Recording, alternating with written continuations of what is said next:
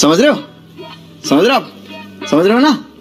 हो, तुम्हाला समजलं असेलच मी कशाची तयारी करत होतो. सांगू का? मग काय, आमच्या दिवाळीची सुट्टी आज पडणार होती. मग काय विचार चालू होता, आज जायचं का उद्या जायचं घरी. मग पुढे गेल्यावर ना कॅन्टीनमध्ये चहा प्यायला बोलवत. खरं नको, तूच पी म्हणलं. मग बाहेर आल्यावर म्हणलं तर इथं काय आमची बस स्थानक आहे मग कॉलेजची.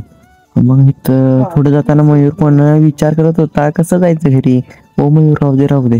मग निघालो पुढं. आमचं फिजिक्सचं प्रॅक्टिकल होतं आज.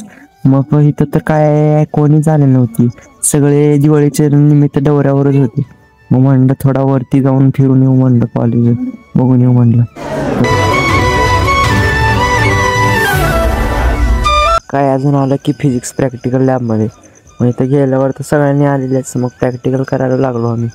मग म्हणलं मी प्रतिभावा भावाच करतोय, प्रतिभावा बोल म्हणलं. मग हर्षद भावा तर म्हणलं मला पण घ्या आत म्हणून.